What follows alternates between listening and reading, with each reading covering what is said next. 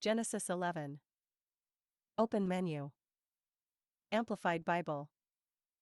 Open menu. Universal language, Babel, confusion.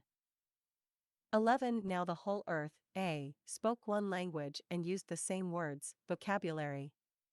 2. And as people journeyed eastward, they found a plain in the land of Shinar and they settled there. 3. They said one to another, Come, let us make bricks and fire them thoroughly, in a kiln, to harden and strengthen them. So they used brick for stone, as building material, and they used tar, bitumen, asphalt, for mortar. For they said, Come, let us build a city for ourselves, and a tower whose top will reach into the heavens, and let us make a famous name for ourselves, so that we will not be scattered into separate groups, and be dispersed over the surface of the entire earth, as the Lord instructed. 5. Now the Lord came down to see the city and the tower which the sons of men had built. 6. And the Lord said, Behold, they are one, unified, people, and they all have the same language. This is only the beginning of what they will do, in rebellion against me, and now no evil thing they imagine they can do will be impossible for them. 7. Come, let us, Father, Son, Holy Spirit, go down and there confuse and mix up their language, so that they will not understand one another's speech. 8. So the Lord scattered them abroad from there over the surface of the entire earth, and they stopped building the city. 9. Therefore the name of the city was Babel, because there the Lord confused the language of the entire earth, and from that place the Lord scattered and dispersed them over the surface of all the earth. Descendants of Shem.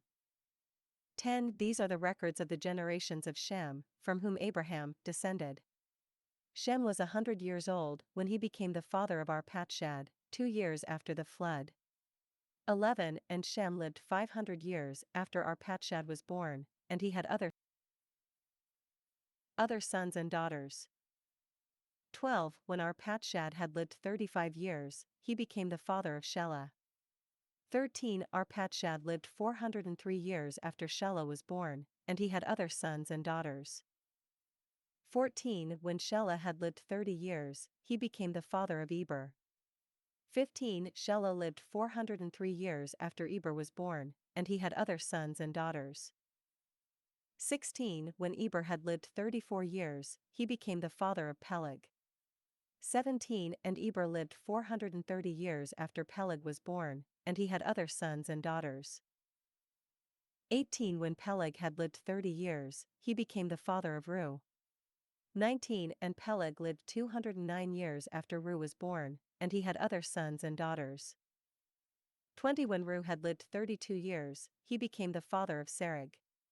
21. And Reu lived 207 years after Serug was born, and he had other sons and daughters. 22. When Serug had lived 30 years, he became the father of Nahor. 23. And Serug lived 200 years after Nahor was born, and he had other sons and daughters. 24. When Nahor had lived 29 years, he became the father of Terah. 25. And Nahor lived 119 years after Terah was born, and he had other sons and daughters. 26. After Terah had lived 70 years, he became the father of Abram and Nahor and Haran, his firstborn. 27. Now these are the records of the descendants of Terah. Terah was the father of Abram, Abraham, Nahor, and Haran was the father of Lot. 28. Haran died before his father Terah in the land of his birth, in Ur of the Chaldeans. 29. Abram and Nahor took wives for themselves. The name of Abram's wife was Sarai, later called Sarah, and the name of Nahor's wife was Milcah, the daughter of Haran, the father of Milcah and Iscah. 30. But Sarai was barren, she did not have a child. 31. Terah took Abram his son, and Lot the son of Haran, his grandson, and Sarai his daughter-in-law, his son Abram's wife, and they went out together to go from Ur of the Chaldeans into the land of Canaan. But when they came to Haran, about 550 miles northwest of Ur, they settled there. 32. Terah lived 205 years, and Terah died in Haran. Footnotes.